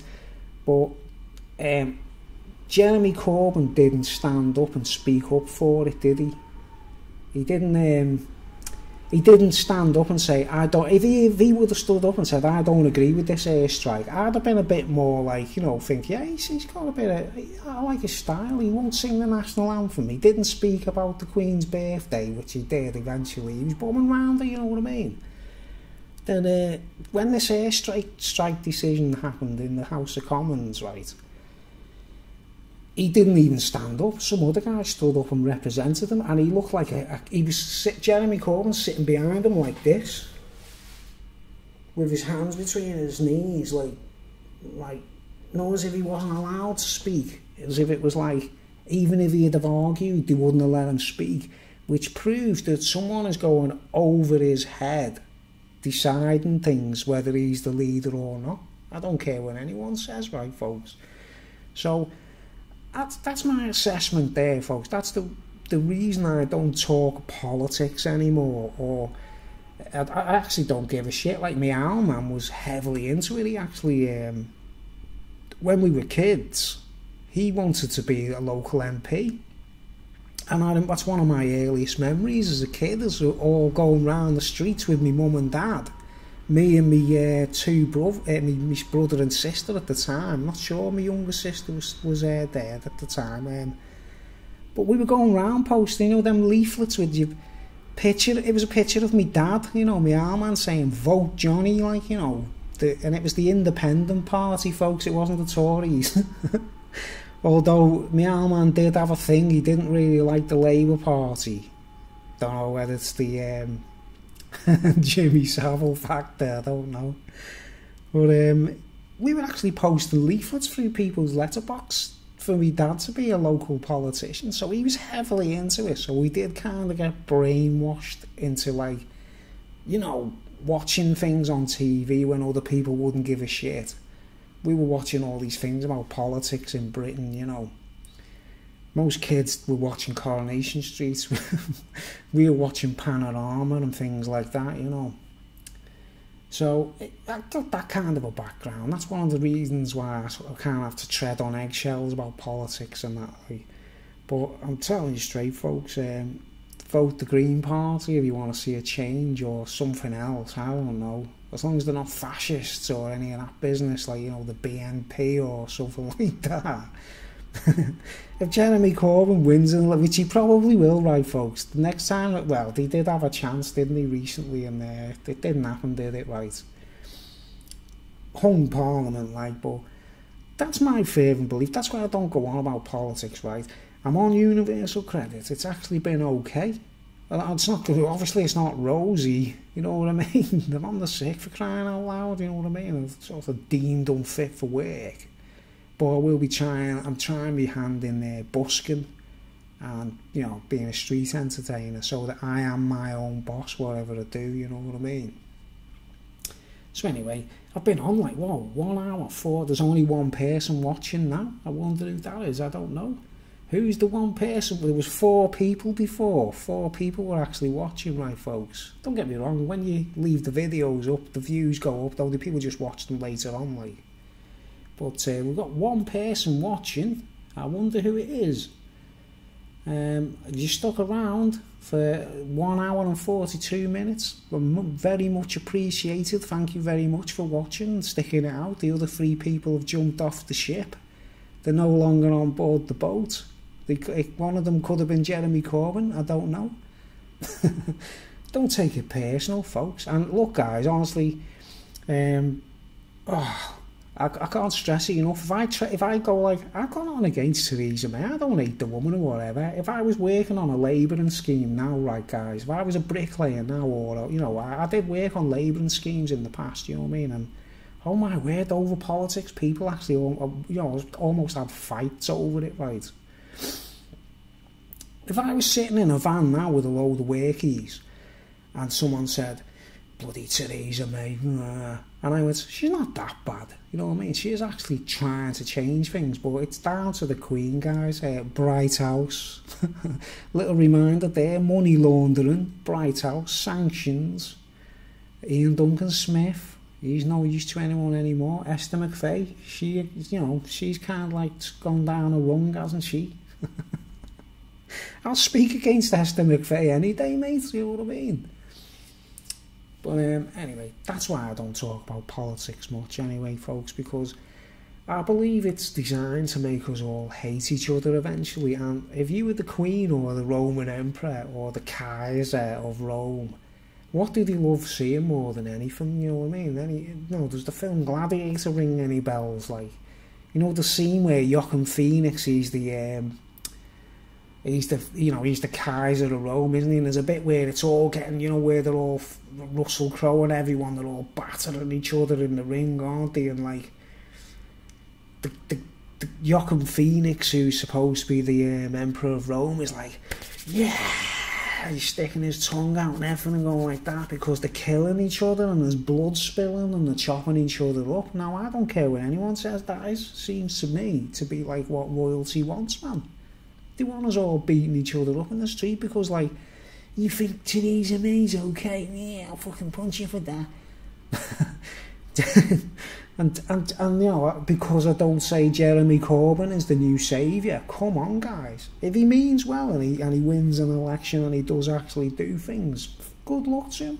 Well, you know what a lot of people don't think of in this town where I live, Birkenhead, right, guys? It's called Birkenhead, yeah, right? Just over the water from Liverpool. There's never a Tory MP wins an election here. Never, ever. A couple of years ago, the Green Party actually won the seat for a short while, and it was actually going well, you know. They were actually doing okay. And then the guy who always wins our local election, right, Frank Field, he's a Labour MP, right, guys. There's videos of him on YouTube talking about universal credit and stuff, right? Everybody likes him. I don't dislike him. I think he's a genuine fella. Frank Field is actually a good MP, right, folks? He's Labour. There's never going to be a Tory MP in Birkenhead, ever, as far as I know, like, unless, like, you know, things change big time in politics, but it's like, everyone likes Frank Field. I've got nothing against him. He seems to know what he's doing. Everyone likes him. He's got loads of respect in the political world. He hasn't been caught like Derek Hatton spending the money and all that stuff. But we still had to go on TNG courses, right, folks? We still had to go on these, like, time-wasting courses and that, where it was like, oh, man, I don't know who's got the ruling thumb over the entire game, like, you know, but the best way to be in this world is self-employed or a skilled worker. You know, you should do everything in school, your apprenticeships. If you do it like I was shit in school, I was so undisciplined and I was a punk rocker. I didn't do like my exams and things like that. That's my advice to anyone, is you pick a subject you're good at and just do everything by the book, and you find out you're working with no problems, you know what I mean? But in the world where I was from, I didn't want to work really. I wanted to be a punk rocker, you know. I just wanted to play the guitar at the time, like. So anyway, that's my point made there. And anyone who checks Frank Field out on their YouTube, Frank Field, he's actually a highly respected politician. We all dig him. No one dislikes him round here, as far as I know. I've got nothing against him. I haven't said a bad word against him. But I don't know about Jeremy Corbyn having total control. I wouldn't know, like, because he doesn't seem to be having the final say, does he? That's as far as I'm concerned. The Queen goes like that to the two leaders, or, you know, the 3 or 4 leaders of each party. Psst, you do what I say. No, you know what I mean? They pretend like the royals have got nothing to do with politics. That's a load of bull. I mean, if they're running Bright House, oh, honestly, since I found that out, man, honestly, it's like, whoa, Bright House, the Queen's got shares in Bright House. They're the biggest cowboys in the high street. Mad, innit? Alright, anyway, it's getting late, so, and I'll stop me waffle. It's one of the reasons I don't do these speeches, right, guys, is because, well, I'm making a noise, aren't I? And I better get off anyway and go to bed. So it's been 1 hour 48 minutes. So I hope that clears things up. And if you're not too sure, check out my song on YouTube. It's called Hungry. The song's called Hungry. It's about ambition and just well, back then when I wrote that, I was like 28 years old or something, you know what I mean? I was a young man thinking I was going to be a millionaire one day or whatever, like. Look at the state of me now. But Hungry, it was just, you know, all about the way I was like watching people like prepared to kill each other or fight and argue over whatever party they were sticking up for. It was ridiculous. I was like, nah, this This is gladiatorial games, like, you know. But I wrote that song how many years ago? 1986. And as far as I'm concerned, it still stands today. Like, you know, there's a line in it I say, life's what you make it, just believe it's true. That's to everyone, that's to whatever your background, whether you're rich or poor. Life is what you actually make it. I know I'm responsible for my life. Everything I've done and everything I do. You know, to a degree. I'm quite happy, you know what I mean? I'm quite happy, like, and loads of people, if you decide what you do in your life, you know what I mean? And I've hardly had any good steady jobs, me folks. It's mainly courses and stuff like that, you know. It's ridiculous. But I did get 3 jobs under the Tory government. I couldn't get a job under Labour. Seriously, and I know there was loads of people out there who were witnesses, right, guys? We would like bricklaying, building brick walls, you know, with the imitation mortar or whatever, where it's like you build a wall and then knock it down again, and then build another wall, knock it down again. I was on a course doing that, like, and it was in the winter as well. It was freezing. TNG, right? There were other fellas there that were older than me. They were actually professional brickies. They were actually really good bricklayers. They couldn't get a job anywhere. Do you know what I mean? Not just talking about me, like the sort of punk rocker tramp dude. I'm talking about people who were qualified to work, plasterers and all kinds of things. And as far as I'm concerned, I've never seen so much difficulty in that you know, trying to find work as when every time Labour are in, they've got all these schemes. I'm sure they're taking some kind of some kind of Derek Hatton thing going on. I don't know. Weapons of mass destruction. Alright. Yeah, nearly 2 hours I've been on now. Like, but anyway, folks, thanks for watching. The one person who's still watching. Are you CIA? Are you with the government? Are you FBI? Are you KGB? Is this what it is? Are you talking to me? Alright. Anyway, thank you for watching, folks. I'll be putting some music up soon. Hopefully, I'm going to be doing a live rendition of my entire Buskers set soon on camera, right, folks? And so that's what I'm working on at the moment. I'm practicing every day playing the guitar, getting my chops together, learning lyrics of songs I didn't want to learn. I'm doing Comfortably Numb at the moment. That's what I'm practicing, Comfortably Numb. And oh man, trying to learn them lyrics is such a weird song lyrically, you know, to absorb. I only listen to tunes. I've got Asperger's or something, you see, folks. I think I'm on Aspie, like, and I don't listen to the words, I listen to the tunes. So I've been learning Dave Gilmour's guitar solo over the last couple of weeks, like getting right into it, like, and learning the lyrics. I've got to sing it and play it in the streets, you know what I mean? And few other famous songs, so I'll be posting that up soon, if anything, and maybe some more speeches. But anyone who's got any arguments with me about what I'm saying about politics, because life's what you make it, just believe it's true. Life's what you make it, just believe it's true, in stereo. 1, 2, 3, 4, no, that's not going. Right. Okay, I'm getting off anyway, but thanks for watching. This is the Roller Coaster Ride channel. I'll be putting up some art and videos and music soon, and maybe some more speeches. I don't know if I've got much to talk about anymore, you know what I mean? I think I've done enough over the last few years on YouTube. I don't get monetised, you know, folks. My channel's not monetised. I don't ask for donations. I don't make any money on the side. I just get my social security. And I put my time out to tell you folks things that you might not have heard elsewhere. You know, straight from the horse's mouth, as they say. So anyway, thanks for watching. I'm going to have a cup of tea and prepare myself for bed. So, yeah, whoever's still watching, if you're not a CIA agent or a PSYOP or a cyber warrior, thank you for sticking it out for nearly 2 hours. If Andreas Calvillo is watching, the tramp says, "Hey, how's it going?" Right. Okay, I'm getting off now, folks.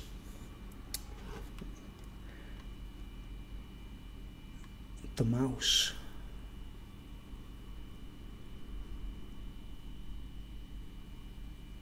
Laser beam.